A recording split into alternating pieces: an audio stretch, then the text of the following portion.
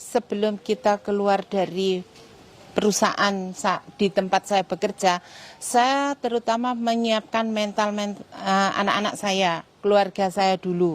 Kemudian kita menyiapkan istilahnya di lingkungan keluarga dulu. Karena orang itu selalu begini, ngapain sih sudah di zona nyaman kok berani keluar? Gitu kan, ngapain sih kok ini kok gak dulu-dulu kayak gitu kan. Ibaratnya kalau siapa sih yang tidak ngerti, orang sudah 20 tahun lebih kerja di perbankan, mungkin salary-nya juga mungkin sudah menggiurkan, sudah gitu ya. Nah tapi alhamdulillah ya tetap orang pasti akan tahu dengan sendirinya.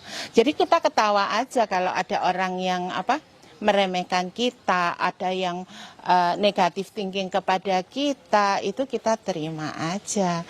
Tapi begitu orang sekarang tahu, kenapa sih Mbak kok nggak dulu-dulu keluarnya gitu. Jadi kenapa nggak dulu-dulu keluar dari bank? Betul, gitu? Keluar dari bank. Karena memang itu Allah sudah menggerakkannya, mungkin saya tergerak hatinya untuk berwirausaha ya tahun segitu gitu kan.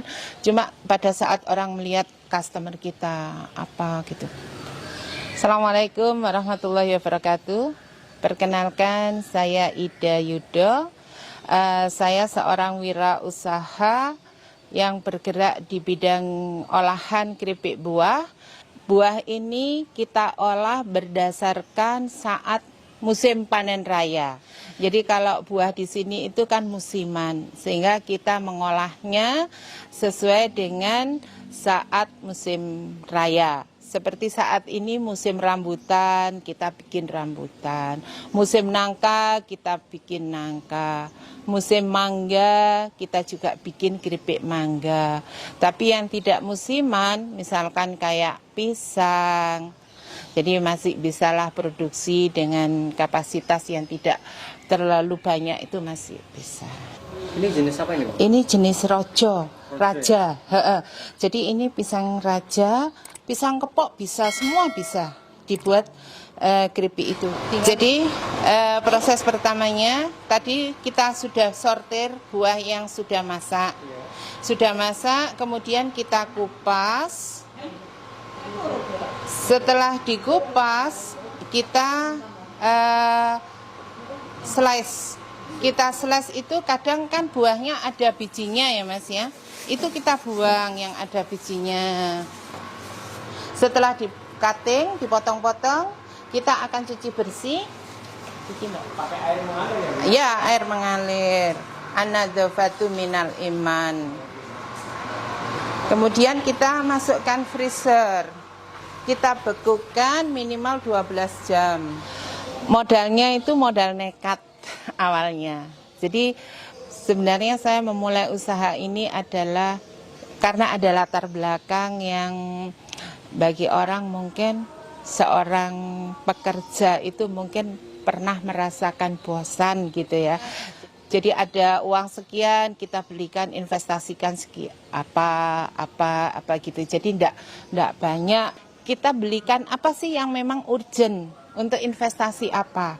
Sehingga kita benar-benar memanage keuangan yang ada di kita itu supaya kita tidak menjadi orang yang kemerungsung, orang yang terlalu ambisius. Jadi kita benar-benar step by step untuk memulai usaha ini. Nah, ini langsung dimasukin di Langsung dimasukin. Ini nanti di vakum drying selama berapa jam, Bu? Ini antara 1 jam sampai 1,5 jam sudah selesai, sudah matang. Sebenarnya saya itu mantan seorang karyawati di perbankan selama hampir 25 tahun. Kemudian punya pikiran begini, saya kepingin resign, kepingin berwirausaha gitu kan, mencoba menganalisa dan segala macam. Kemudian ketemulah di olahan keripik buah, dan produk ini tidak mudah basi, pangsa pasarnya ibaratnya masih luas. Maka saya pada saat itu belajar jualan dulu. Semua kegiatan usaha wirausaha itu tergantung di marketingnya. Siapapun bisa bikin. Karena apa? Mau lihat menu, resep menu di YouTube, di mana-mana ada, di Google ada. Tapi bisa enggak orang itu memasarkannya. Nah, saya tes pasar dengan memanfaatkan mulai dari teman, komunitas, semua apapun, ternyata saya bisa berjualan. Akhirnya saya memutuskan untuk berwirausaha, ya inilah bidang saya gitu.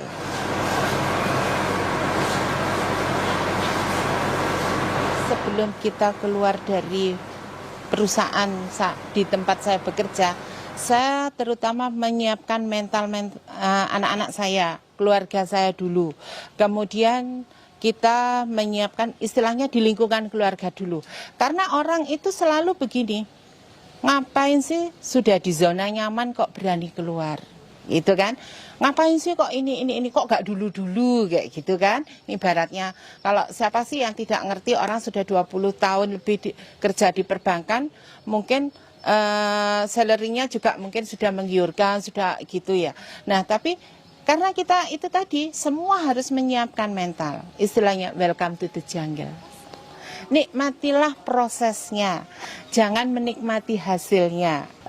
Yang namanya orang berwirausaha itu tidak hanya pandai berproduksi, tapi dia harus punya strategi marketingnya. Disitulah kita bisa berjalan, alhamdulillah sampai saat ini. Masih ada minyaknya, masih ini. Nanti kita tunggu 5 menit lagi, setelah di spin nanti kita rasakan keripiknya. Kalau awal-awal itu sih maksudnya masih kapasitas kecil ya. Reseller pun juga masih yang namanya 10 kilo, 15 kilo, 30 kilo kayak gitu. Tapi alhamdulillah semakin berjalannya dengan waktu, sudah beberapa kali reseller saya, PR saya itu sudah berani berapa ton. Ada yang 1 ton, 2 ton kayak gitu. Alat spinnernya muat berapa kilo ini? Ini yang kapasitas kecil mas ini. Seharusnya kita biasanya pakai punya yang ada 25 kilo itu.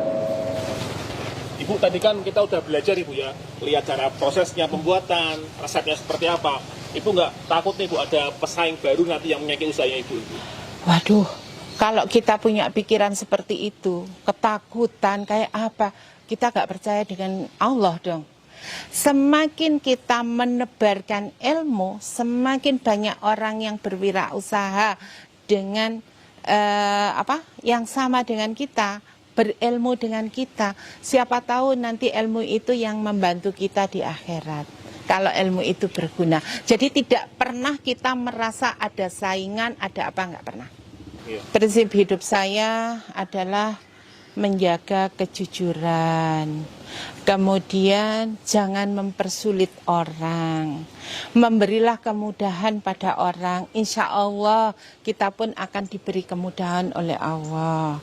Tebarlah kebaikan, tebarlah ilmu kepada orang-orang yang membutuhkan, ajaklah orang-orang yang anak-anak misalkan mahasiswa ingin berwirausaha apa, kalau ada waktu mereka kesini pun juga kita terima gratis, ayo belajar bersama-sama.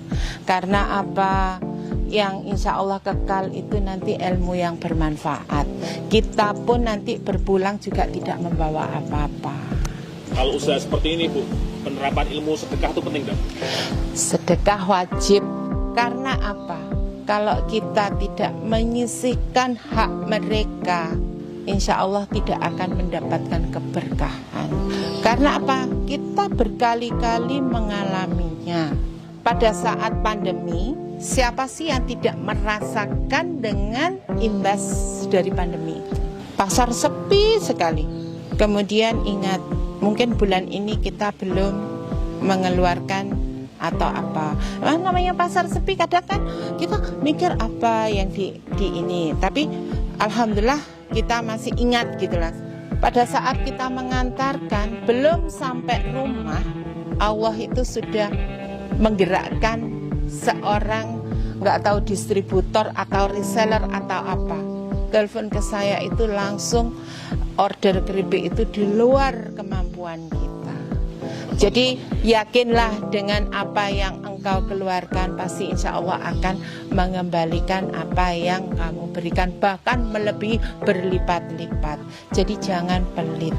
Kalau misalkan tahu kebutuhan orang itu dan kau mampu, segeralah untuk membantu itu.